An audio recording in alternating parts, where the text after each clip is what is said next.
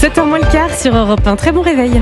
L'heure de votre revue de presse internationale. Tout d'abord en Grèce avec Clémentine Athanasiadis. Bonjour Clémentine. Bonjour. De quoi parlent les médias grecs ce matin ? D'un pays victime des flammes depuis le début de l'été, sur les îles de Chios et de Zante, mais aussi dans les régions du Péloponnèse et de l'Épire, le cauchemar continue depuis plusieurs jours, écrit le quotidien IAVI.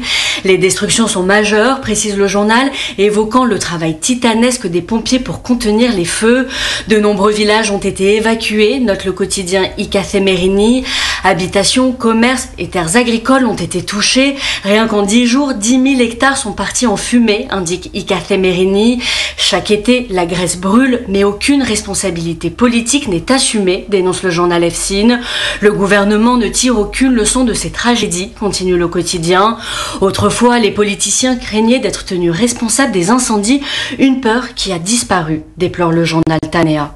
Direction maintenant l'Égypte, retrouver Nouab Delbasset. Qu'est-ce qui fait la une de la presse égyptienne ? Eh bien, l'Égypte suffoque sous une vague de chaleur historique. El Ahram parle d'un dôme de chaleur responsable de températures frôlant les 49 degrés dans le sud du pays. La demande en électricité a même atteint un niveau record, 39 400 mégawatts selon le Menstrulium.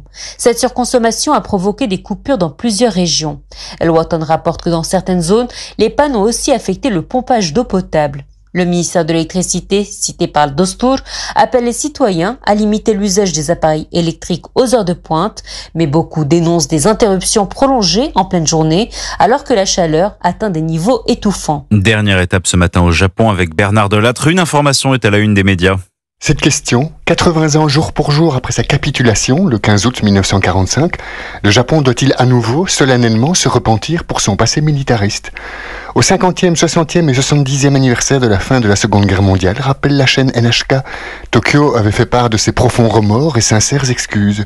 Pour les quotidiens de gauche Asahi et Tokyo Shimbun, cette tradition doit impérativement être perpétuée. Le silence du gouvernement sur un tel sujet serait assourdissant. Mais le journal nationaliste Sankei s'oppose à un nouvel acte de repentance des autorités. Se complaire dans une vision masochiste de notre histoire ne ferait qu'alimenter la propagande anti-japonaise à Pékin, Séoul et Pyongyang, écrit-il. Et à en croire un sondage publié fin avril, 58% des Japonais pensent que leur pays n'a plus à s'excuser pour son passé.